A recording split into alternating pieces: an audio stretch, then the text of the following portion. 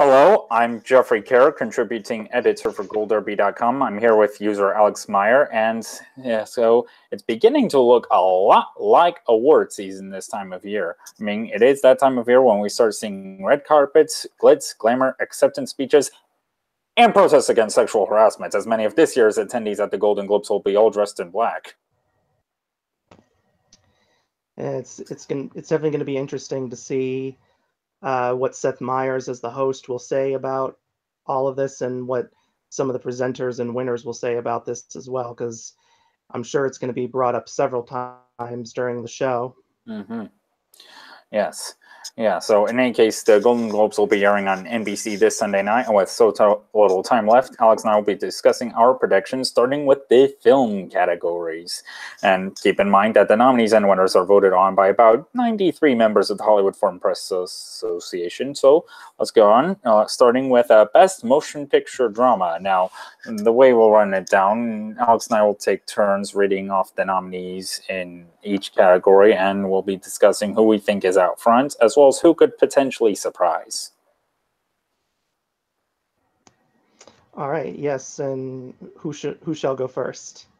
I will. Okay, so Best Motion Picture Drama. The nominees are Call Me By Your Name, Dunkirk, The Post, The Shape of Water, Three Billboards Outside Ebbing, Missouri. So Wait, you forgot "Call Me by Your Name." I mentioned that, didn't I? I don't think so. Oh, At least I didn't hear you. oh, well, I know I said it. I'm guessing that it must have skipped over that. Like sometimes in your video chats when you say, or as you're saying something and it just pauses and everyone else missed what you said. Possibly, but that doesn't really matter right now, though. Well, yes. So in any case, those are the 5 nominees for Best Motion Picture Drama. So who do you currently have winning? Well, I'm going to go against the Gold Derby editors and experts' predictions for now, just because this race is very wide open. This is no like La La Land versus Moonlight like last year, where it was down to those two. Although, of course, Well, with the Globes, they were in completely separate categories, but I'm just talking about award season in general. But right now, I have Dunkirk in first place to win. Even though it's not the most nominated film, I do think it has a strong chance to win here. And then I have The Shape of Water in second place, The Post in third, Three Billboards Outside Ebbing, Missouri in fourth, and Call Me by Your Name in fifth. well, yeah. I could definitely see Dunkirk winning, given its enormous success back in the summer, and it's a British movie made by British people. So yeah, I could see that appealing to Hollywood foreign press. But with that said, I have Shape of Water winning. Hmm. Because of how it's nominated across the board. Well, well, Well, technically, yes. I mean, granted, we've seen instances in the past, especially recently, that just because you have the most nominations doesn't mean you're winning big. But still, it's a highly acclaimed film from Guillermo del Toro, Mexican filmmaker, and I haven't seen Shape of Water yet, but it just seems like it could be very much appeal to Hollywood foreign press. And it certainly could. I've seen the film, and it is fantastic. But I have a feeling that there might be a sense amongst awards groups that Christopher Nolan is overdue for his films to have like big recognition. I mean, his films have won technical categories in various award shows over the years, but they've never really won anything big. I mean, if you count, I mean, yeah, you could count Heath Ledger winning every Best Supporting Actor award for The Dark Knight, but that's about it. Like none of his films have ever won Best Picture prizes, and I think that there might be a feeling amongst some voting groups that now is the time, because sometimes voters just tend to wait for a while, and then when they feel a director and his or her film finally has a chance to be rewarded, then they usually go for it. Kind of like with Martin Scorsese finally getting in for The Departed. back Well, in the well, day. well, yes. Even though he's won more Globes than he still, he, of course, has more Globes than he actually has an Oscar. Right, but I'm just saying that like Christopher Nolan has been touted as one of the best directors working today for a very long time, and so is Guillermo del Toro. And I just think that given that Dunkirk uh, adheres to the World War II movie formula, but yet does a lot of new things with it, that could attract voters' attention and make them feel obligated to give it the win, I guess. Hmm. Very true. Very true. I mean, I definitely think it is a threat to win in the other two categories it's nominated in, which we'll get to later. But as for my And alternative, plus, and plus, and plus, we often see hand in hand those who win Best Director, their film usually goes on, at least at the Globes, to still win Best Picture, because at the Oscars we're seeing more and more of the split, but the Globes almost always seem to line up for the most part, because Damien Chazelle won Best Director for La La Land last year. La La Land won Best Picture. The Revenant won Best Picture and Director. So did Boyhood, and well, then yes, you. it has happened within the So last 3 years, though the year before there was a split between Gravity and 12 Years a Slave. true, and then there was the split between.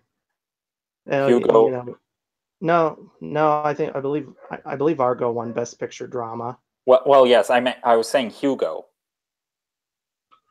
Oh, okay. I thought you said Argo. I'm Well, like, no. Remember, Martin yeah, Scorsese won Hugo, and directing then for Hugo, while Descendants won Best Drama. yeah.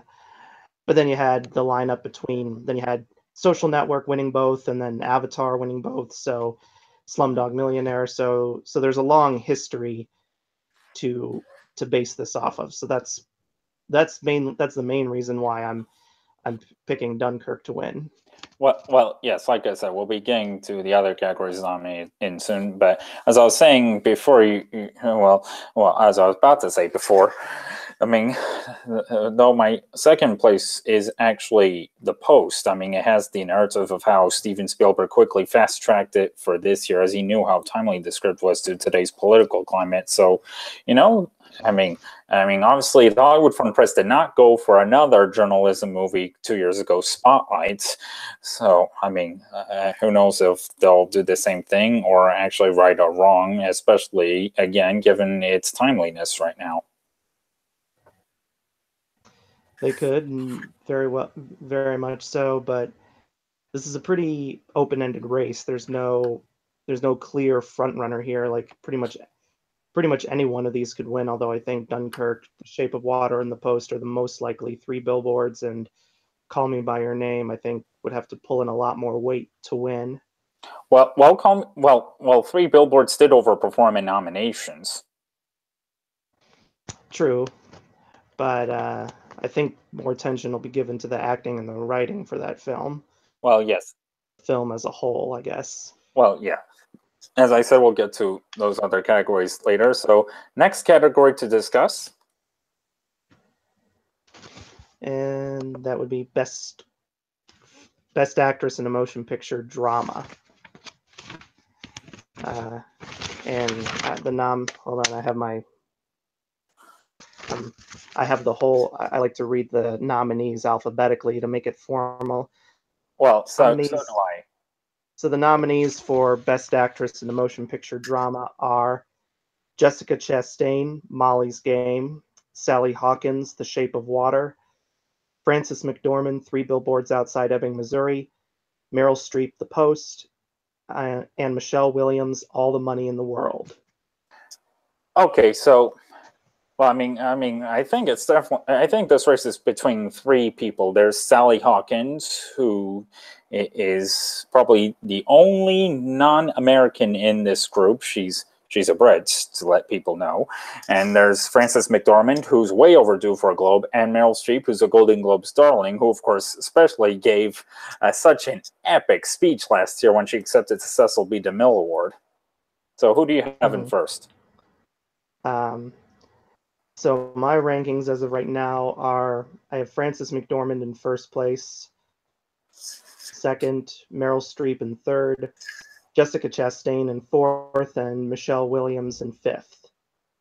Oh, oh, okay. So you okay? So I have okay. I have mostly the same rankings as you. Only a couple of them in reverse. Well, I have Sally Hawkins winning for the moment.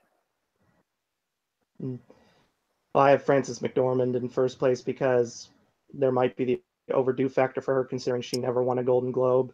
She didn't win for Fargo. She lost to Madonna for Evita, Mm-hmm.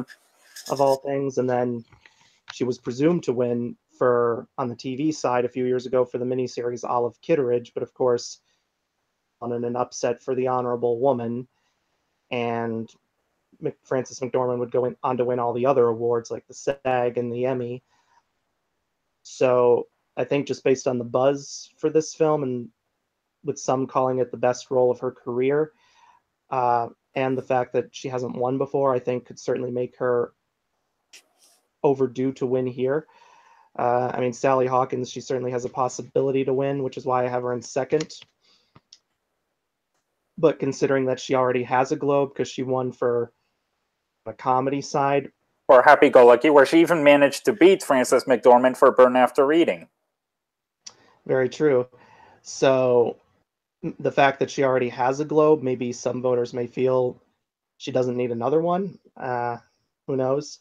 Or Well, maybe but the fact that, um, but also the fact that there's been a lot of criticisms of police officers in real life and how they handle their duties and doing what they do on the job. That could very well line up with sentiment for Frances McDormand because they if they want to connect real life to a movie, this is a good place where they could do so. very true. Very true. I mean, I definitely agree that Frances McDormand is definitely a possibility, which is why I have her in second. Though, in fact, if you go look at Andrew Carden, who runs a blog post called The Awards Connection, in his predictions, he has Frances McDormand in third place. Uh, I don't think I think that's too low because I think the fact that Three Billboards won the People's Choice Award at the Toronto Film Festival, and this film has been out for months now. Voters have already had several months to see Frances McDormand's performance, so therefore, if they've seen her performance in the last few months, it's probably still front and center in their minds, even as these other performances are coming in. Because the Mm-hmm. Post just barely started screening right before these nominations came out. I mean, that could Well, make it fresher for some voters, but quite a lot of times when you've had films that have been out for a while on the festival circuit, they often manage to still squeak their way towards a win, whether it be for the film itself, for the director, for the actors. So, yeah, well, yes, and I should also point out that Frances McDormand actually does have a Globe, only it's honorary Globe as a member of the ensemble for 1993's Shortcuts. right, but since that's an honorary award, it's not necessarily the same as a competitive award because Right. she still hasn't won this competitively. Nor And individually. right. So that I think could be the big factor for her getting a win here. Well, yes, if enough HFPA members are aware of that. Right. But also considering the fact that even though most of the cast of this film is American, it's mostly a foreign production. Well, yeah, Foreign director and writer, foreign producers. So the fact that it's in a way a foreign film production wise, that could certainly help it there. well, yes, I agree with that. Though again, I it definitely is Hawkins is definitely worth keeping an eye on, especially as she's the only non-American nominated here. Though, of course, I recently wrote an article about this that the last time a sole non-American won Best Drama Actress was back in the early '90s with Emma. Well, I believe it was Emma Thompson winning for Howard's End. Mm. Uh, well, yeah. Oh, yeah, true. But I'm more, admittedly, I'm not as familiar with older Globes nominees as I am with older Oscar nominees. But I mean, this is not always a good indicator of who's going to win the Oscar Right. because you usually have to pay attention to the SAG Awards for something like that, since a lot of their members overlap with the Academy. Well, yeah, though.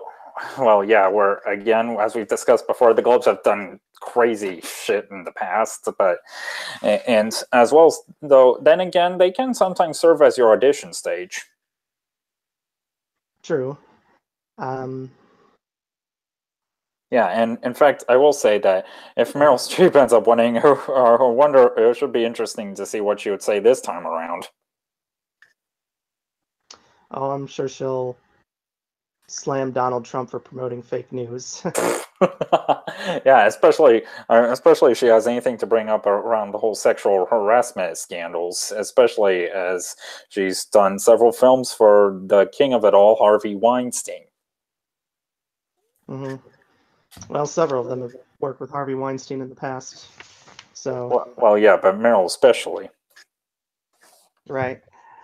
All right, Yeah, now, so this is a nail biter of a category here. I mean, we have really no idea who's going to win.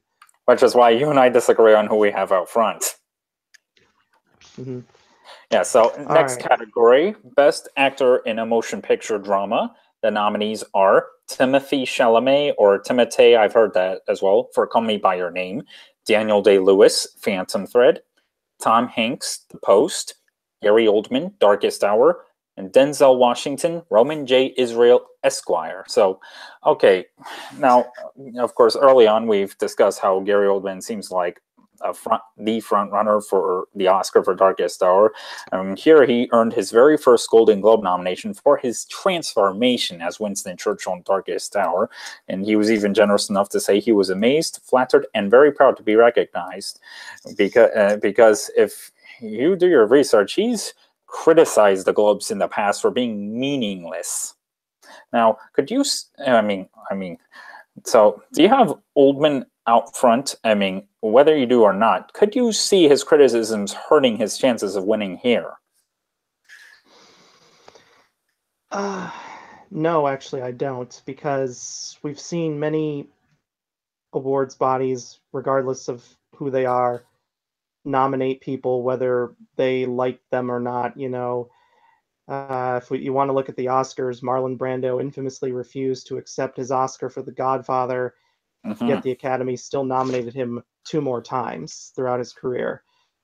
George Yeah. C. Scott, after he won his Oscar for Patton but refused to accept it, he was then nominated again a year later for The Hospital. Not to He mention didn't that win Catherine. that time, but Oh, sorry. Well, I was he about to didn't say. win that time. Oh, I'm sorry. He didn't win that time, losing to Gene Hackman for The French Connection. Um, I, but in this case with Gary Oldman, I don't really see his comments affecting his chance of winning. I mean, maybe it'll still be a close call in the final vote between him and Timothy Chalamet, but I think given that he's playing a real person here, Winston Churchill, a person who's considered a historical icon and who is considered in Britain to be like the greatest prime minister of all time, pretty much. And, the fact that he basically sheds himself, because when you watch the film, you don't see Gary Oldman at all. And it's not just because he's wearing tons of makeup, it literally feels like he's somehow Well, Winston yeah. Churchill by magical force, as if Churchill were somehow resurrected from the dead, kind of like what it's very similar to what Daniel Day Daniel Lewis did Day-Lewis. with Lincoln. So that's kind of what it reminded me of. So you know I think that we've seen at all awards bodies, regardless of who they are, they can't get enough of people playing iconic historical figures, especially figures who uh, saved humanity, basically. Well, yeah, though, of course, Because playing a real life historical figure did not help Natalie Portman last year, as she shockingly lost the Globe to Isabel Huppert for Elle. And I've seen Daniel Montgomery wrote an article wondering if history could repeat itself with Timothy Chalamet winning the Globe over Oldman. mm, uh, possibly, but as we've seen before, even if you seem to be the dominant winner in the critics' circles, like been, that doesn't automatically mean you're going to win at the big leagues, because back Right. in 2013, Chiwetel Ejiofor was cleaning up all the critical Oh, awards, film critics awards, with his performance in 12 Years a Slave. And sure, Matthew McConaughey was picking up some wins for Dallas Buyers Club, and but like if you were looking at just the film critics circle awards, it would seem like, based on just the number of who had won the most, it would seem like that would make Chiwetel Ejiofor the winner for everything in the big leagues. But he ended up losing to Matthew McConaughey all the time, except for the BAFTAs, where where he was Dallas. nominated, but Matthew McConaughey was not. Well, yeah, because So Dallas Buyers Club hadn't been released in London yet. well, I think it had been given like I think it had been given at least a screening for BAFTA voters, but they didn't nominate it for really anything, Hmm. because I think it was released within the timeline that it needed to be released in for it to be eligible for the BAFTAs, I think. But it was just one of those cases where I think it had to do with the later release date affecting the film, because if Dallas Buyers Club had been nominated at the BAFTAs, Matthew McConaughey, even though the BAFTAs love their fellow Brits, and if Matthew McConaughey had been nominated, he could possibly have still won over Chiwetel Ejiofor there, if that were the case. Hmm. But basically, what I'm saying is, just because like Timothy Chalamet might have been the leader in the film critics group so far, give him the edge to win the Golden Globe, because, and again, the Golden Globes, out of all the award shows, they're the ones who love the movie star aspect the most, like who's kind of the most popular person in the room. And Timothy Chalamet, some people might be like, oh yeah, I've seen him in something before, but I don't know what it was, or I Right. don't know what his name is. Whereas Gary Oldman, everyone knows who Gary Oldman is, because he's been receiving attention for his performances before Timothy Chalamet was even born, Well, before I was even born. and me, yeah, and not to mention that Xiaomei, he's also in Lady Bird, which is up on the comedy side, so that visibility factor could help. But yeah, I definitely have Gary Oldman winning. Yeah, and plus, like kind of what I was saying before with Christopher Nolan, Gary Oldman is one of those people who, like, everyone will put on their list of most overdue for awards recognition of some kind. Because, Well, you would think Gary Oldman would have been nominated for tons of stuff throughout his career, but he's only really gotten serious awards attention in the past for Tinker Tailor Soldier Spy. Like, he was never nominated for any big awards for films like Sid and Nancy or JFK or any of his other most acclaimed roles. well, yeah, not to mention, of course, Oldman has worked with Nolan on the Dark Knight trilogy. Oh yeah, that's true. I don't know how that's going to affect his chances here, but yes. So if you're for my rankings, so yes, I do have Gary Oldman in first place, and Timothy Chalamet in second. Then I actually have Tom Hanks in third place, Daniel Day-Lewis in fourth, and then Denzel Washington in fifth. Mm. Yeah, if that's interesting, because if Hanks somehow managed to pull an upset here, that could help him get the Oscar nomination he's been waiting to get for 17 years. Well, I think he'll probably have a chance of getting the Oscar nomination anyway, just kind of due to the overdue factor and him already being snubbed twice for both Captain Phillips and Saving Mr. Banks. Well, not to mention Sully. I mean, yeah, but but wasn't really as much of a campaign for him for that as there was for the other two films, where his chances Well, for those true. films did look a lot stronger. Well, yes. Well, yes. So But next, oh, I'm sorry. what were the rest of your rankings?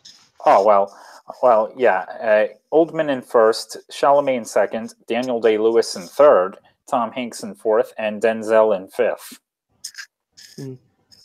Yeah, well, I mainly have Tom Hanks higher just because The Post has so many other nominations, and Phantom Thread only has like the best score nomination in addition to Daniel Day-Lewis. Well, yes, but then again, if they take it seriously that that this is his final film role, they may, this is likely a swan song, so they may want him up on stage one last time. Mm. But he's already been on stage so many times, they may feel he already has enough. Well, tell that to Meryl Streep, who's won 9. Mm. Well, but then again, Meryl Streep, she makes more films than Daniel Day-Lewis because this is his first film in 5 years. Mm-hmm. Well, yeah, which is why it could be a little more likely because he rarely acts anymore. Well, he's a method actor to the extreme. Like he has to immerse himself completely in the role. I read for Phantom Thread he made a Balenciaga dress complete from scratch to prepare for this. Oh, yeah. So in any case, now on to the comedy musical side. So the next category is Best Motion Picture Comedy Musical. So you read off the nominees. All right, and they are The Disaster Artist, Get Out, The Greatest Showman, I, Tonya, and Lady Bird. Okay, so Lady Bird has, of course, gotten tons of acclaim from nearly everybody who's seen it. It's from a female filmmaker, Greta Gerwig, and on paper, it looks like a solid front runner to win in this category. And again, the whole, I guess, female factor could definitely give it, especially in this current political climate we're in with the Me Too movement. So yeah, I have Lady Bird winning. Though then again, Get Out, which I have in second place, it's a horror comedy that came out way back in February, written and directed by a black filmmaker, Jordan Peele, and it did very well at the box office. And while again, there's the whole genre element as it's a horror comedy, it of course has some social commentary on race relations in America. Mm. What are the rest of your rankings? Oh, well, I actually just moved I, Tonya up a notch to third place today after it surprisingly gotten a PGA, and fourth place The Disaster Artist, and fifth place The Greatest Showman. So I have most of the same rankings. I have Lady Bird in first place, Get Out in second, The Disaster Artist in third, I, Tonya in fourth, and The Greatest Showman in fifth. Mm-hmm. I have The Disaster Artist higher because even though I haven't seen I, Tonya yet because it doesn't come to my area until next week, that the Disaster Artist seems like more of a genuine comedy than I, Tonya does. Because the Well, Disaster Artist is quite hilarious when you watch it, and well, yeah, there's been a lot of criticisms of films that are not necessarily comedic being nominated and winning in this category. So well, yeah, like The if the Martian. voters, yeah, well, but I could kind of see it being in there because there are a lot of witty one-liners from Matt Damon in the movie. Mm-hmm. So I guess that could help classify it as a comedy, but yeah, I mean, Lady Bird, I mean, is that like a traditional comedy? Not really, but it definitely has its comedic elements, and admittedly, part of the reason why I have it in first place is because whatever wins best comedy and best drama almost always wins acting as well, and I do have Saoirse Ronan in first place for the acting, so that's partly why I have it in first place here. I Well, was tempted to predict Get Out in first place as at first, but then I was thinking about the criticism of it being classified as a comedy, including from Jordan Peele himself. He was like he didn't like the idea of it being classified as a comedy, and he even said he saw this film as more of a documentary than a comedy or a horror film. mm-hmm. So that too could partly be a big influence on voters' decision, especially since they've already gotten so much backlash for deciding to classify Get Out as a comedy in the first place. Well, yeah, not to mention that Get Out also underperformed the nominations. Jordan Peele did not get an individual nomination for writing nor directing, so that can either hurt its chances or actually help it. Is to get Jordan Peele up on stage, since he's a producer on the film. He'd be getting Globe if it were to win Best Comedy. Mm-hmm. But now the question will be if he didn't like the idea of it being classified as a comedy, will he even attend the ceremony? I mean, I have not received word of him saying he's going to boycott the ceremony. So, but if it does win, then yes, it would be very interesting to see what he has to say. Mm-hmm. Yeah, like, is this a comedy? because those were basically Ridley Scott's words when he accepted the Globe for The Martian. Yeah. Yeah, that'll definitely be an interesting race to watch. At least the Oscars don't have to worry about this kind of controversy of classifying something as a comedy or a drama. Yeah. So I guess now moving on to Best Actress in a Motion Picture Comedy Musical, the nominees are Judi Dench, Victoria and Abdul, Helen Mirren, The Leisure Seeker, Margot Robbie, I, Tonya, Saoirse Ronan, Lady Bird, Emma Stone, Battle of the Sexes. All right, so for me, I have Saoirse Ronan in first place, Margot Robbie in second, Emma Stone in third, Judi Dench in fourth, and Helen Mirren in fifth. Oh, yeah, the exact same 5 rankings I have. Mm. Yeah, see the nomination for Helen Mirren coming at all because Same I had here. seen I had seen trailers for The Leisure Seeker in theaters, but I didn't know if it was. I had a feeling it was going to get a wide 2018 release, but I had no idea if it was going to get a limited release in 2017 to make it awards eligible or not. But Well, yeah. Apparently, it has because I believe I saw The Leisure Seeker also on the list of films eligible for a Best Picture nomination at the Oscars. Well, yeah, and I should also point out that, next time Helen Mirren seems to be in contention at the Globes, we shouldn't write her off because the Globes clearly love her. Hmm. She's not going to win here, though. If she does win, that'll be even bigger. That'll be even more of a shocker than Aaron Taylor Johnson winning Best Supporting Actor last year for Nocturnal Animals, which left some of my friends because some of my friends and I we were split on Nocturnal Animals. Some loved it, some hated it. The ones who hated it, they were furious by Aaron Taylor Johnson's win Well, I because remember. Oh, I'm sorry. them his, to them his performance was just basically a live action cartoon character. Yeah, we of course discussed that before. Yeah, I have Mirren all the way down in fifth. Well, again, but yeah, Saoirse Ronan, I do have slightly out front. She was only 13 years old when she received her first Golden Globe nomination for her supporting role in Atonement, and since then, each FPA members have watched this Irish actress grow up in other films they've recognized, such as The Lovely Bones, Grand Budapest Hotel, Brooklyn, and now Lady Bird. And not to mention, she has been on the campaign trail, which I'm not sure if it can always help because we've obviously saw Mark Rylance win the Oscar almost 2 years ago for basically no campaigning. Mm-hmm. Yeah, I think ultimately it just comes down to what the voters like, because people can campaign all they want, but if they don't like something, then they're not going to vote for it. Well, yes, but yeah, I do have Saoirse winning, and yeah, and of course Margot Robbie definitely looks like we should keep an eye out on her. I mean, we both have her in second place. She's an Australian actress playing Tanya Harding in I, Tonya, and there's probably not. Well, I, Tonya only has 3 nominations compared to Lady Bird, which got 4 nominations, but there probably doesn't seem to be a lot of opportunities toward I, Tonya. If yeah, Robbie is definitely a possibility. Mm-hmm. All right, now moving on to Best Actor in a Motion Picture, Comedy, or Musical. And the nominees are Steve Carell, Battle of the Sexes, Ansel Elgort, Baby Driver, James Franco, The Disaster Artist, Hugh Jackman, The Greatest Showman, and Daniel Kaluuya, Get Out.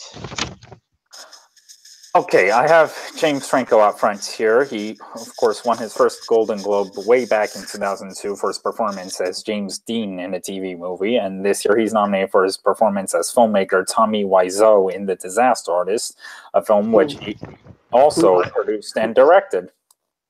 And Tommy Wiseau, in real life, was a huge fan. Well, is a huge fan of James Dean. Like he wanted his acting in the room to be considered as great as James Dean's in Rebel Without a Cause. Yeah.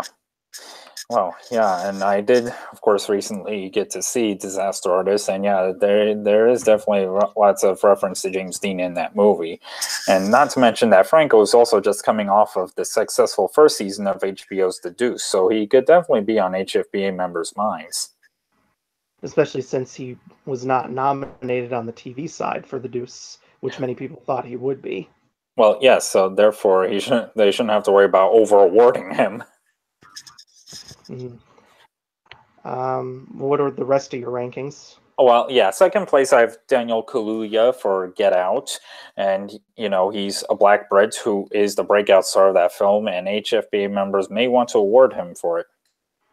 Third place I have Hugh Jackman for The Greatest Showman, even though that film pretty much got mediocre response. Again, he's just coming off of that and his final venture as Wolverine, and not to mention he's an Aussie previous winner for Les Miserables, another movie musical he's done. And fourth place I have Steve Carell for Battle of the Sexes, and fifth place Ansel Elgort for Baby Driver, the one film in here that's its only nomination, and the fact that Kevin Spacey has a supporting role in that movie, well, that's not helping. So I also have James Franco in first place and Daniel Kaluuya in second, but I actually have Ansel Elgort in third place. Oh. And that's probably because, and the main reason for that is because Baby Driver was a much bigger hit than a lot of people were expecting it to be. I mean, a lot of people were excited because of the fact that Edgar Wright was directing, and critics have usually always liked his movies, but at least stateside, Edgar Wright has never really been a big box office success. And with Yeah. Baby Driver, he managed to finally achieve that because this movie made it's the highest it made grossing Sorry? yeah, I think it's made at least 100 million domestically. I'm not sure, but It's the highest it's grossing movie of his career. hmm and I mean, even though Kevin Spacey does have a supporting role in the film, this is very much Ansel Elgort's movie. Like he Yeah. clearly is the main star, and I mean there are several sequences in the movie where it's a while before we even see Kevin Spacey again from one scene to another. Yeah. So, and given the fact that and his stardom has been on the rise for the past few years with his role in The Fault in Our Stars and the Divergent franchise, and he was also one of the finalists for Han Solo and Rogue One, Solo, a So, Star Wars story, before Alden Ehrenreich was finally cast in the role. So he's definitely been on Hollywood's radar, and he certainly has some connections in the industry because I believe his father is a photographer for, I think, Vogue magazine or something like that. So he has some industry connections right there. So um, although I don't think that's necessarily going to help him win or not, but I mean, he's definitely been on Hollywood's radar for a while, and I know he was just cast in another book to film adaptation, not necessarily a young adult one, but it's called like The Goldfinch or something, which I guess has been taken into a movie for a while now. And just the fact that Baby Driver has been in so many critics' top movies of the year list, I think that could certainly help him be nominated. And I mean, could certainly help increase his chances of winning, even though he probably is not going to, because I do think it's a two-way battle between Franco and Kaluuya. well, not to mention that not all of us expected Elgort to make the cut. Right, right. But I have him higher than Hugh Jackman, even though Hugh Jackman is a past winner here, just because The Greatest Showman has just been getting the meh reviews, whereas Les Miserables, well, that had its share of detractors. It got far more praise, and it was much more highly And Oscar anticipated. worthy. Well, yeah, Right, especially due to the fact that they released the trailer featuring Anne Hathaway singing "I Dreamed a Dream," which immediately got people's attention. Whereas with The Greatest Showman, there's not only been the mediocre reviews, but there's also been the controversy of whether or it's not it it glosses over the negative aspects of P.T. Barnum as a person, because it well, yeah. like this heroic figure when in reality he marginalized a lot of people and didn't exactly improve their lives. Well, yeah, and I should also point out that the mediocre received movie musicals that have been nominated for Best Comedy Musical at the Globes before, they did not go on to win anything. Right, I mean, just look at Burlesque. That won nothing. Yeah, neither did Mamma Mia, The Producers, Nine, nor Phantom of the Opera. Mm-hmm.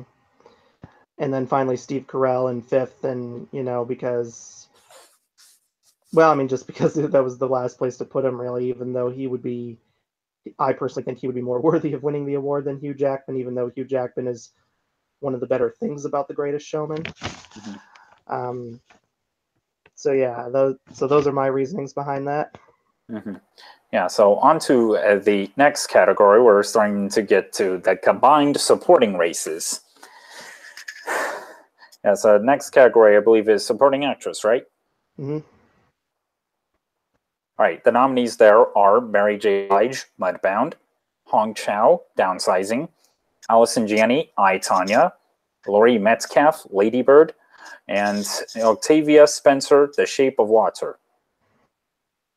All right, so I have Laurie Metcalf in first place, Allison Janney in second, Octavia Spencer in third, Hong Chow in fourth, and Mary J. Blige in fifth. Okay, I have the same top two. I have the bottom three organized differently. I have Mary J. Blige in third place. Well, mainly because, she's a recording artist who is literally unrecognizable as her character in Mudbound. And she's also has an additional nomination for the song Mighty River. So, not to mention that, the Globes have recognized, recording artists in acting categories before, like, of course, we've mentioned Madonna. Not to mention, Lady Gaga won a Globe for acting almost 2 years ago. But that was probably just one of those cases where she just won purely on her popularity as a person rather than her actual talents, because American Horror Story fans that I know were split on her acting as a whole. Some liked her, some thought she was just there for pure stunt casting, just for ratings and stuff. So, Well, yeah, um, yeah. but Not I to have mention, oh, I'm sorry. but I have Octavia Spencer in third place mainly because of The Shape of Water doing so well in the nominations here, and the fact that she's a previous winner in this category for The Help certainly could help her chances. But then I have Hong Chow higher than Mary J. Blige just because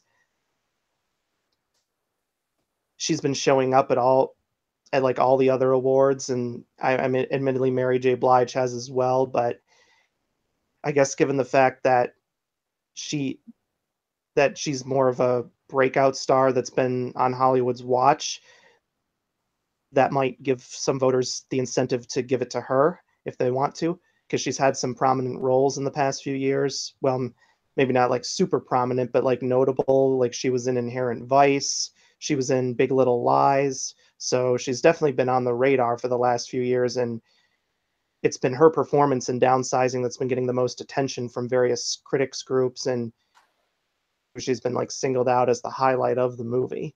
And Hmm. I would agree to that because her character at first I was afraid she would come across as a stereotype because she has a very thick accent, the kind of accent that in the past was used for stereotyping and for comedic purposes in an offensive manner. But unlike those characters, here she actually is a character that takes care of herself, and she actually is trying to help people because she lives in one of the marginalized communities in Downsizing, and she's trying to help the poor and the sick and people like that. So her character is one you can definitely root for. Hmm. Interesting. Yeah, And but Mary J. Blige, she's really good in Mudbound, but it's not like the performance isn't like one of those performances that's going to win a ton of awards. It's certainly worthy of attention, but it's not like a winning performance. oh, I know. But if anyone would award her, it would definitely be the Globes, since they're all about who they want to see on stage. Right, but I think she might have a stronger chance of winning in the song category since that is what she's more known for. Right. Right. But as for the top two, okay, Laurie Metcalf, she's won 3 Emmys for her role on Roseanne, which also earned her 2 Golden Globe nominations. Yeah, it's her pivotal role as the domineering mother in Ladybirds that seems likely to make her first-time winner here. But then again, Allison Janney has been nominated for 6 Golden Globes in the past, but still has yet to win. And could her role as the overbearing mother in I, Tanya do the trick? I mean, maybe, which is why I got her in second. But yeah, I agree with you. I think Metcalf is out front here. Hmm. I mean, we'll see. It's definitely going to be one of those two who's going to win at all the award shows. Mm-hmm. Yeah, so now on to Best Supporting Actor. The nominees are Willem Dafoe, The Florida Project. Wait, I'm it's sorry? my turn to announce. Oh, oh yeah, you're right. You're right. That was me. Sorry. Best All right. Supporting Actor, your turn. So yeah, the nominees are Willem Dafoe, The Florida Project, Army Hammer, Call Me by Your Name, Richard Jenkins, The Shape of Water, Christopher Plummer, All the Money in the World, and Sam Rockwell, Three Billboards Outside Ebbing, Missouri. Okay, I have Willem Dafoe out front right now. He's a veteran actor who's been working for almost 40 years and has had prominent roles in films such as Platoon, Last Temptation of Christ, Mississippi Burning, The English Patient, Shadow of the Vampire, and The Grand Budapest Hotel. And now he continues that streak with his performance as the motel manager in The Florida Project. But then again, any one of the other nominees could pose a threat. Like, my second place choice is Christopher Plummer. He's, the acting legend who has, of course, the narrative of how he quickly replaced Kevin Spacey in All the Money in the World only less than 2 months ago. Mm-hmm. And filmed his role in only like 9 days. Well, yes, and I haven't seen the movie yet, but I heard he's in it much more than you'd think. Yeah, I'd say he probably has about 20-25 minutes of screen time. I mean, it's definitely not a cameo role, that's for sure. I mean, and he gives like several lengthy monologues where if this were like a stage play, he'd probably be winning himself another Tony Award, especially if the competition was weak that year. Mm-hmm. Yeah. Well, my rankings are I have Willem Dafoe in first place, Christopher Plummer in second because I know all the editors think he's going to pull an upset win here just because of what he had to do, but I think he definitely could come close. Then I have Sam Rockwell in third, Richard Jenkins in fourth, and Armie Hammer in fifth. Okay, same top three, except I have Armie Hammer in fourth and Richard Jenkins in fifth. Mm-hmm. Now I've not yet seen Call Me by Your Name because it doesn't come to my area until January 19th, so I can't say anything about Armie Hammer's character.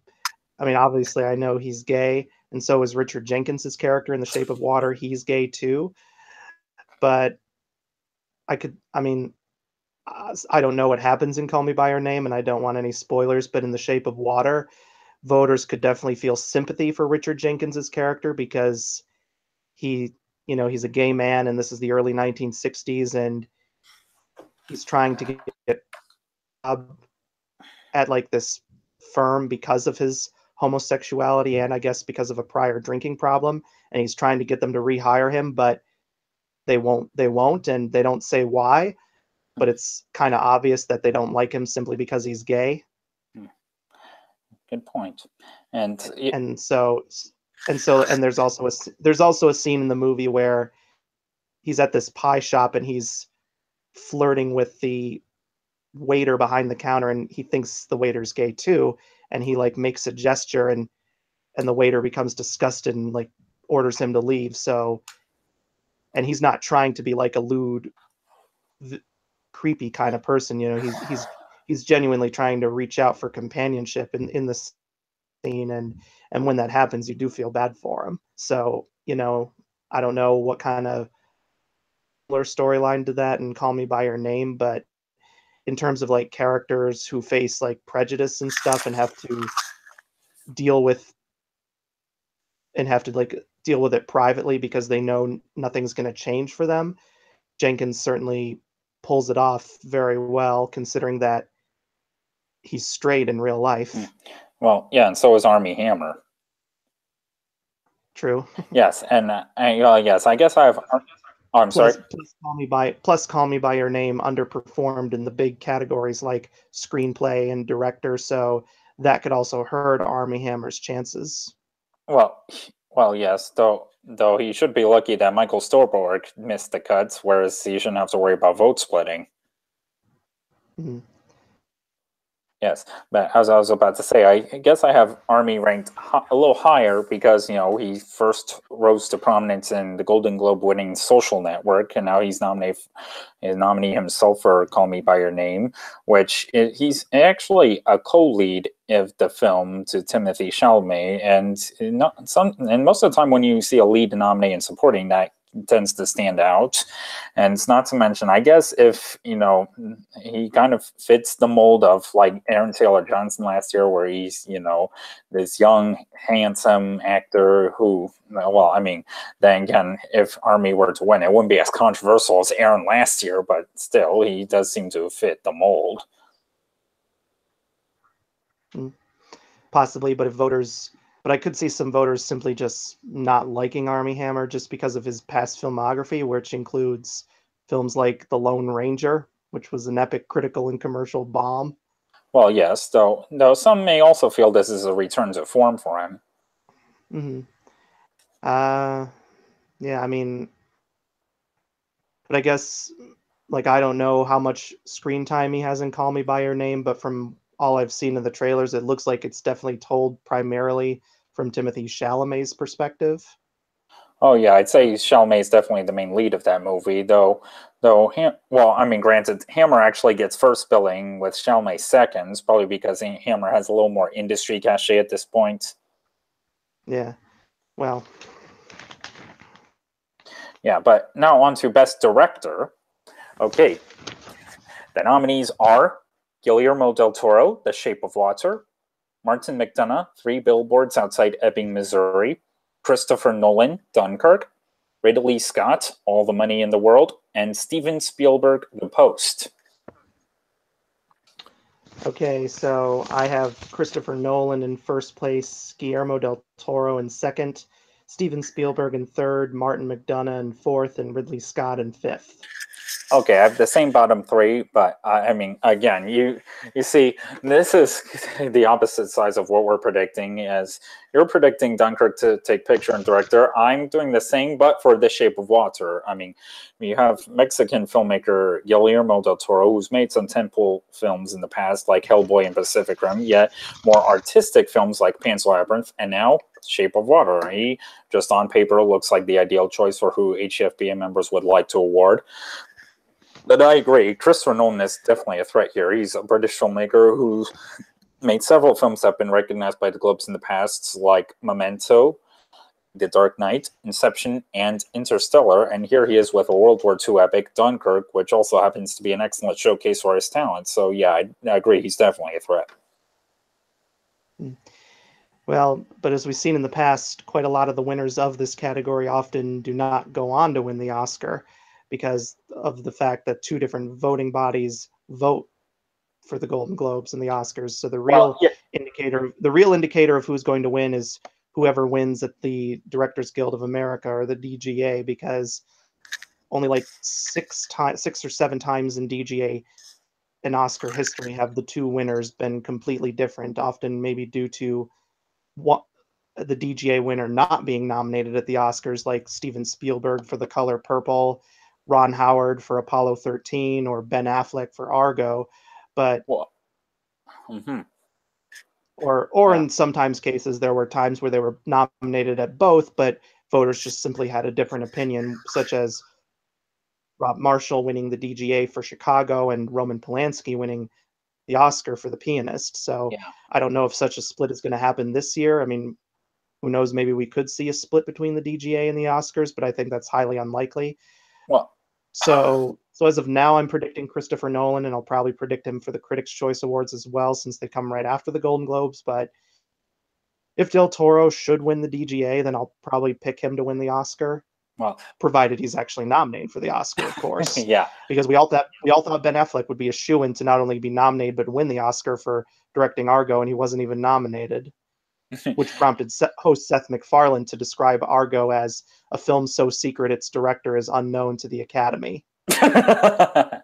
Yeah, and let me point out that the Globes have correctly forecasted the Oscar winner for Best Director in the last 2 years, with Iñárritu for The Revenant and Chazelle for La La Land last year. Mm-hmm. But then they also picked like Richard Linklater for Boyhood, Ben Affleck for Argo, Martin Scorsese for Hugo, James Cameron for Avatar. Mm-hmm. You know, and so David they're not Oh yes, that too. So they're not going to be a reliable indicator for this time, but well, I'm you Well, know. I'm not thinking about if there'll be how much of an indicator there'll be. At least not at this point. I'm just trying to figure out who the Hollywood Foreign Press is most likely going to go for. Right. Yeah, but then again, our third place choice, he's definitely in the conversation. That's Steven Spielberg. He's a filmmaking legend who's won 6 Globes in the past, most recently for The Adventures of Tintin in Best Animated Feature. And his latest nomination for The Post is, of course, a film he quickly fast-tracked for this year after he first read the script. So that could, we don't know how close the race will end up being, but, that could play in his favor. It could. And then Martin McDonagh, since he's a foreign director and this is a foreign voting body, that could maybe somewhat help him. Well, And that might help him a little more in the screenplay category, which we'll get to in a minute.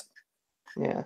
And Ridley Scott, his direction in All the Money in the World was good, but I have a feeling this was just more of like a sympathy nomination and a congratulatory one just for him managing to get the film out in theaters by his intended release date with having to replace Christopher Plummer. Mm-hmm. Well, yeah. Not to mention that Scott is All the Money in the World is the only directing nomination there that isn't also up for picture. True. Now on to best. I'm sorry. No, I was about to say on to best screenplay. Same here. You go on, read the nominees. All right, now unlike the Oscars, the Golden Globes just have one category for screenplay where they combine original and adapted here, and we have 4 original and 1 adapted. Mm-hmm. And the nominees are Greta Gerwig, Lady Bird, Molly's Game, Liz Hannah and Josh Singer, The Post, and Vanessa Taylor, The Shape of Water, and Martin McDonagh, 3 Billboards Outside Ebbing, Missouri. Okay, I have 3 Billboards winning here. I think, well, the fact that Martin McDonagh is a British-Irish playwright turned filmmaker, he's won a lot of acclaim for this film where he balances black comedy against searing drama. So, yeah, this is the one award I have 3 Billboards taking at the moment. But though I can definitely see my second place choice, Greta Gerwig, winning here for Lady Bird, especially as sympathy for her not getting nominated for directing, especially within the current era of female empowerment. Mm-hmm. How do you rank the rest? Well, third place, I have Aaron Sorkin for Molly's Game. He's, veteran, well-known screenwriter who makes his directorial debut on this film. He's won 2 Globes in the past for Social Network and Steve Jobs 2 years ago, which was an upset. And then what about the last 2? Well, the last 2 I have The Post in 4th and Shape of Water in 5th. All right. Well, I have the same first 2 as you, but then I have The Post in 3rd, The Shape of Water in 4th, and then Molly's Game in 5th. Mm-hmm. They show up in more categories, and Molly's Game, the only other nomination it has, is for Jessica Chastain. So I think that might hurt its chances a little bit. Well, yeah, it's also the only film that isn't up for picture there. But then again, like I said, his win for Steve Jobs 2 years ago was an upset. It was not up for picture. A lot of us thought it was between Big Short and Spotlight. But like I said, but I think in this case, though, 3 Billboards, that film, it's so unique in its writing style, almost kind of Quentin Tarantino-ish, but not exactly ripping off of him. Same with the Coen brothers. Yeah. I think the writing style is so unique that it's going to be hard for voters to ignore it. Well, yeah, I do. Although admittedly, if Get Out or Call Me by Your Name were in here because they were shockingly snubbed, they probably might have had the edge if one of those 2 were in here. Mm-hmm. So, and if they had been, I might have picked one of those 2 because they seem to be the Oscar frontrunners right now. But just based on 3 Billboards and the fact that Martin McDonagh is an actual playwright, I know Aaron Sorkin is too, that prestige may give him may have more snob appeal to some of the Golden Globe voters, I guess. Yeah, though of course, Though, of course, we all predicted the playwright in the screenplay category last year, Kenneth Lonergan, to win for Manchester by the Sea. Yet, of course, last year you predicted La La Land was winning everything but screenplay. Yet it won everything. Right. All right. Now on to best animated feature. All right, the nominees there are The Boss Baby, The Breadwinner, Coco, Ferdinand, and Loving Vincent.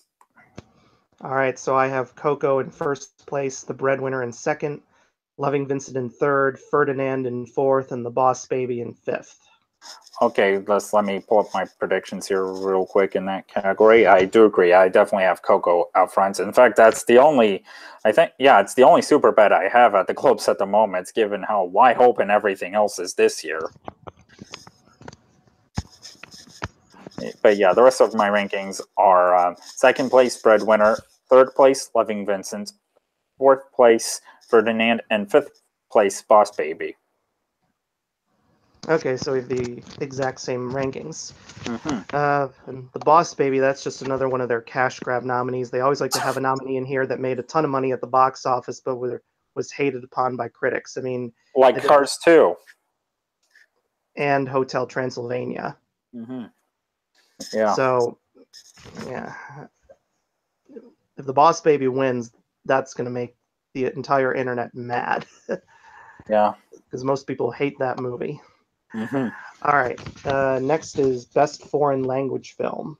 Right. And the nominees are A Fantastic Woman from Chile, First They Killed My Father from Cambodia, In the Fade from Germany and France, although technically just Germany if you're counting the Oscars, Loveless from Russia, and The Square from Sweden, Germany, and France, although submitted under just Sweden for the Oscars, because the Oscars only allow one country per film.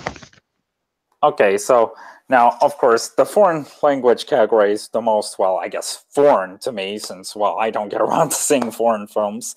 But as for who I have winning, I have First They Killed My Father, given the Angelina Jolie factor. You know, I think if her name is on the ballots, or at least if HFPM members are made aware of that, they may want to see her on stage.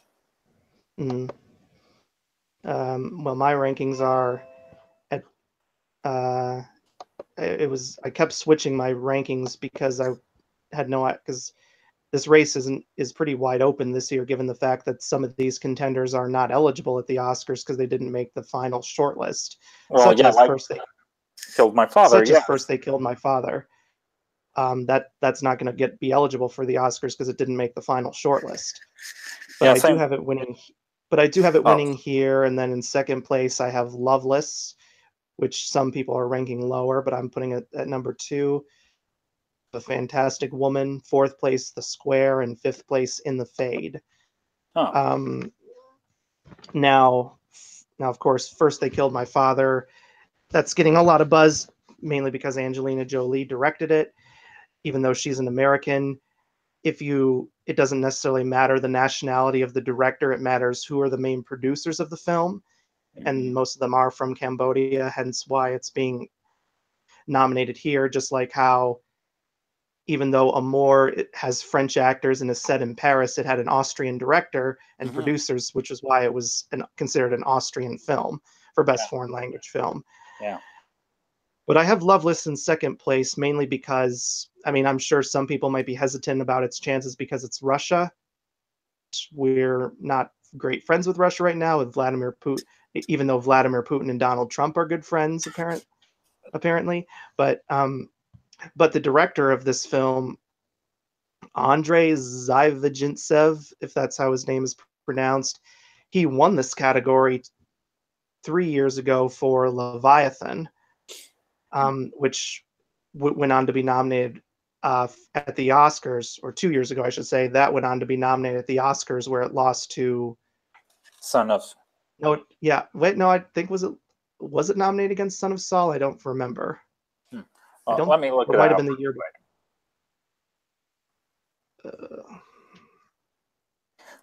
No, I think it was. Well, in any case, I'm sorry.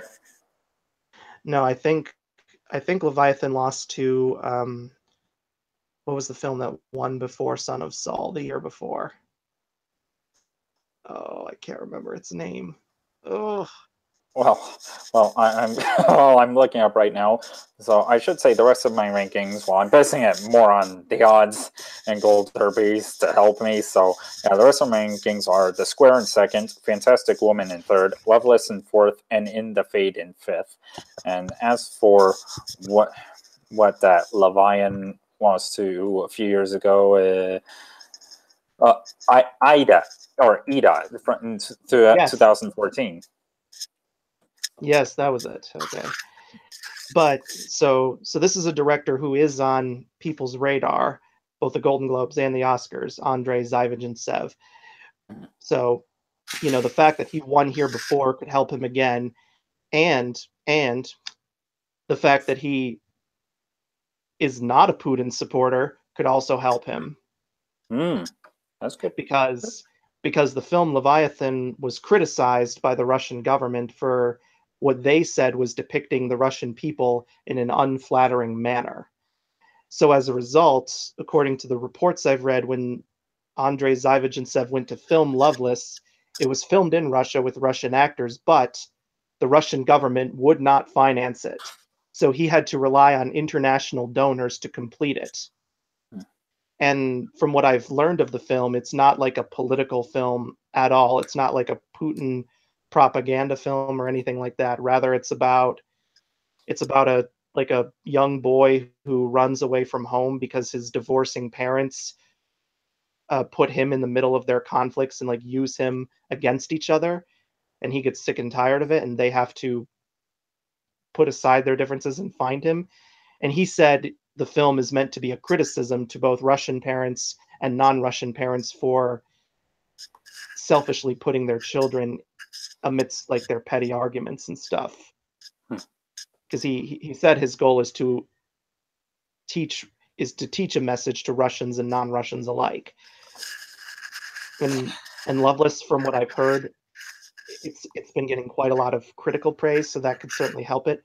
And then I have a Fantastic Woman in third because it represents an aspect of diversity in the world of film that a lot of people have been calling for. It stars a transgender actress playing an actual transgender character because there's been a lot of criticism of having enough transgender characters in film and television. And number two, usually when there is a transgender character, it's played by a cisgender actor or actress. So there's been a lot of criticism of that. And so the fact that we have an actual transgender actress playing a transgender character, that could certainly raise awareness for this film and possibly help it to a win. And the fact that it's part of the Oscars shortlist and has the rave reviews could help it there. The Square, while it did win the Palme d'Or at the Cannes Film Festival, it was considered a surprise win because the front runner was thought to be BPM, beats per minute, which was snubbed here. And it's not eligible at the Oscars now because it missed the shortcut, even though that film has more acclaim than The Square. But some critics of The Square think the film is too pretentious, so that might hurt it a little. And then finally, In the Fade, I have in fifth place because that film only has like a 63 on Rotten Tomatoes last time I checked. Diane Kruger did win the Best Actress prize at the Cannes Film Festival, but the critical consensus seems to be that her acting helps save the movie from its other flaws that make it that without her performance would have made the movie like unbearable to watch. Yeah, so now on to the next category, Best Score. Okay. Yeah, it's your turn to read. The nominees for Best Original Score are Carter Burwell, 3 Billboards Outside Ebbing, Missouri; Alexandre Desplat, The Shape of Water; Johnny Greenwood, Phantom Thread; John Williams, The Post; and Hans Zimmer, Dunkirk. Okay, so I have The Shape of Water in first place, Dunkirk in second, Phantom Thread in third, The Post in fourth, and 3 Billboards Outside Ebbing, Missouri in fifth.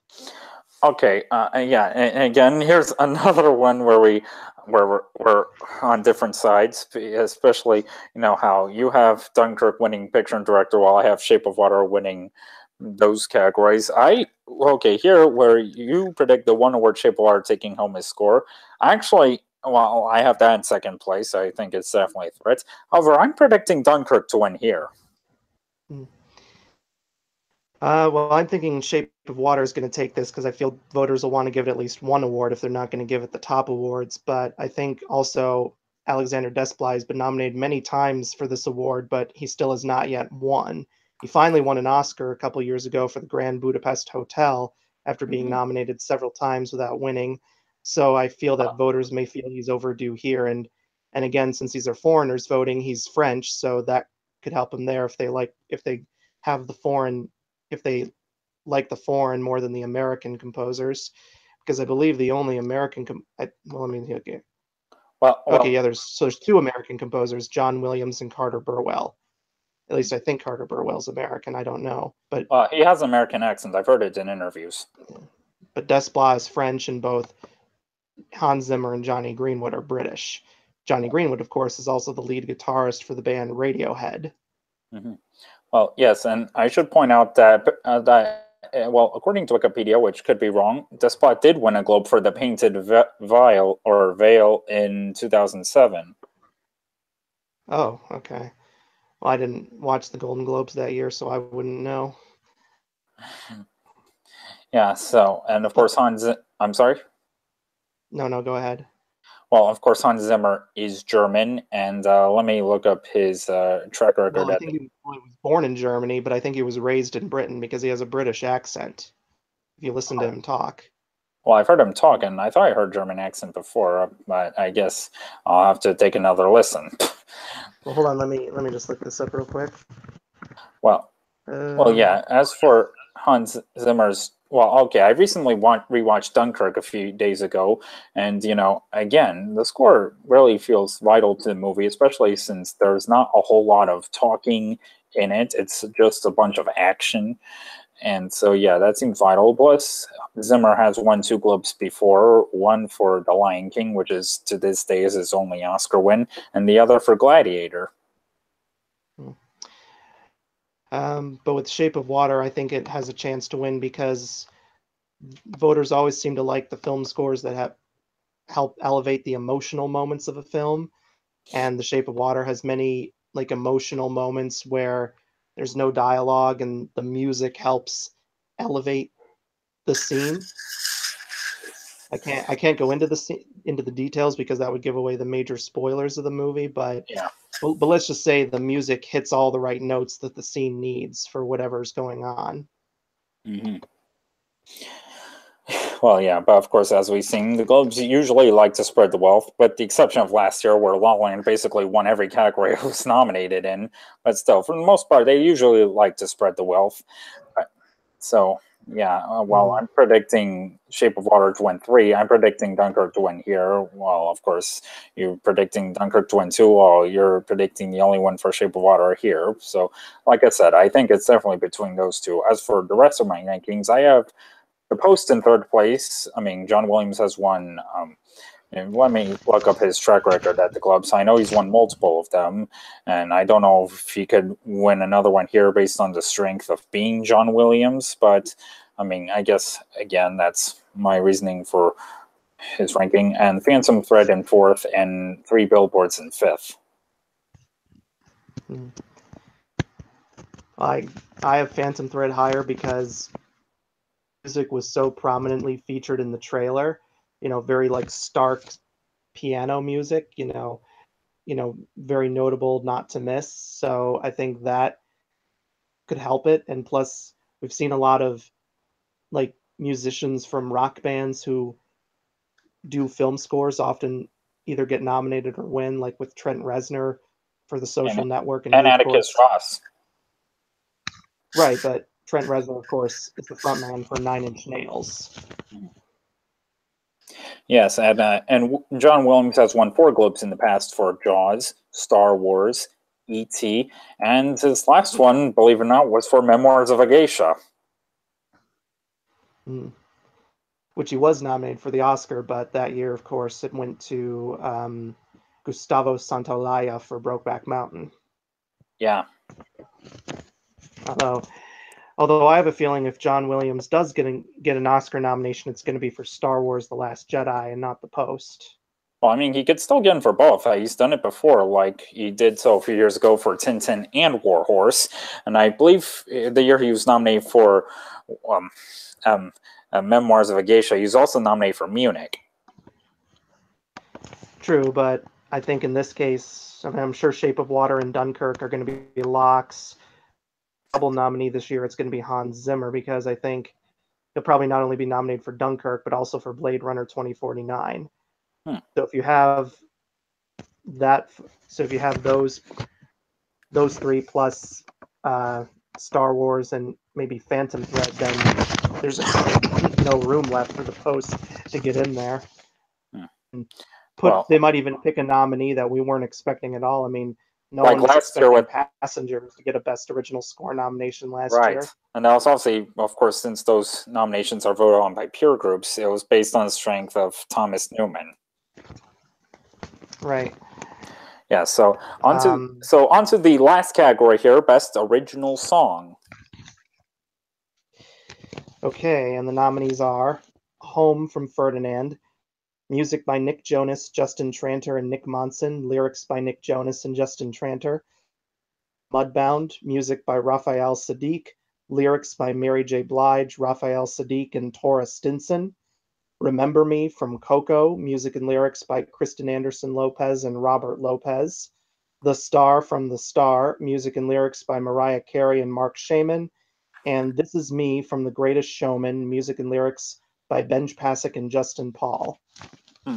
Okay, so I currently have "Remember Me" from Coco winning. I mean, 3 Pixar songs have been nominated in the past, but neither has won. So I mean, there's different reasons why this could be the one, given that it's from the frontrunner for best animated feature. It's a hit film, we should say, not to mention, set in Mexico, so that could very much appeal to the Hollywood foreign press, not to mention the writers of that, Kristen Anderson Lopez and Robert Lopez. They, of course, were the duo behind all the songs from Frozen, including the Oscar-winning power ballad Let It Go, which lost the Globe to U2 for Mandela Long Walk to Freedom. So there is an IOU to them. Mm-hmm. Well, no doubt in that case, U2 was helped by the fact that Nelson Mandela had actually passed away right around the time that film was released. So that certainly provided the momentum for them to win there. But of Yeah. course, the Globes and the Oscars don't always interconnect with this category. I mean, they have within the last 2 years. True, but given that, of course, actual musicians choose the nominees for the Oscars, there's a little bit more respect for the craft in that area. But because there are some nominees here where there's just I feel like they're here just for the popularity of the composers rather than the strength of the song itself. Because especially with the bottom 2. Right, because I know Daniel Montgomery wrote an article about could Mariah Carey get an Oscar nomination for The Star as an IOU, but I don't think she will because the song is not that memorable. It's fine when you hear it, but once it's over, you don't remember it. Whereas in Nick Jonas, I think Oscar voters, if they see his name, they'll just laugh it off and think, "Oh yeah, he's that kid from the boy band with his brothers." Granted, he's in terms of music and acting. I mean, he was actually pretty good in Jumanji: Welcome to the Jungle, which was a surprisingly good movie considering how bad its trailers were. But yeah, I mean, this is the Globes. They often like to nominate and choose the winner based on the popularity of the artist. Often, well, yeah, which is why my which second. I'm sorry. Which has led to a lot of criticism in the past, particularly when Madonna won this category for her song Masterpiece from the film WE, which was slammed by critics. And Elton John, he had been nominated against her, and he and Madonna have hated each other for years. I believe it was Elton John's husband who like publicly lashed out at Madonna after she won, not like in the audience, but like to the media afterwards. But anyway, I do think at least, I mean, the Golden Globes proved last year that they can vote for just the song and not the popularity, with City of Stars winning. Although, of course, the fact that Ryan Gosling and Emma Stone were the singers probably might have helped too. But I do think with "Remember Me" being such a memorable song, and it's from a film that deals with music, I think that could be a big factor here, which is why I have it in first place. Well, Then I yes, have and this. I should also point out that "Remember Me," like "City of Stars" last year, it was a song you often heard throughout the film, which might have helped "City of Stars" stand out from an audition at the Oscars last year. True. And then This Is Me, I have in second place because Ben Pasek and Justin Paul are still on a hot streak, not only with La La Land, but on Broadway, of course, with Dear Evan Hansen. Hmm. And even though This Is Me, even though The Greatest Showman has not been getting great reviews, and I only found the film, were easily the best part of the movie. Then I have Mighty River in third place because, with Mary J. Blige being one of the songwriters and the singer of the song, and it's the first thing you hear in the end credits. That I think could help it there. Um, then I have The Star in fourth place, just mainly because of Mariah Carey's popularity. And then finally, I have Home in fifth place because that song, I highly doubt it's going to be. I highly doubt it's going to be nominated anywhere else because if we're going to, if we were to try to predict the Oscar nominations, I'm sure Remember Me and This Is Me would get in, probably with Mighty River. But then the other nominees would probably be maybe one of the songs from Beauty and the Beast, since it's Alan Menken and Tim Rice. Well, even though they did not get in here, nor the Grammys. No, but they got in at the Critics' Choice, and the Critics' Choice is probably usually the best indicator of the Oscars for the best song category. Hmm. So, if we're to look at that, Evermore probably has a strong chance of getting an Oscar nomination. And Oscar voters also love like indie singer-songwriters, like with Ryan Bingham winning for The Crazy Heart, and Call Me by Your Name has some songs by the indie folk rocker Sufjan Stevens. Yeah. And like one of the songs from that soundtrack, Mystery of Love, has been getting some buzz. So, we could see that as well. But yeah, like I said before, the Golden Globes, they like to pretty much just pick who based on the popularity of the artists themselves for the nominations. So, Yeah, well, yeah, and sometimes winners, which leads to my second place choice, and that's Mighty River from Mudbound. Again, since Ray J. Blige has two nominations, and if they wanted to award her, song is definitely a possibility here, especially since oftentimes the Globes love to award the popular singer recording artist in the category. mm-hmm. Yes, but as for my bottom two, well, yeah, Home in fourth and The Star in fifth. Okay. Yeah, I think this will be one of the easiest categories of the night. I think Remember Me is probably far out in front. I'm not sure if I'd say that far, given again the whole Pixar's never won Best Song at the Globes, and the fact that the other nominees could potentially pose a threat. Mm-hmm. Well, maybe not Well, all. if we've learned anything from the Golden Globes, they can be unpredictable as hell. So Mhm. we could end up being completely wrong on everything. Yeah, yeah. In that case, we shall end our discussion on film here. We'll be back soon with our TV predictions. All right. See you soon.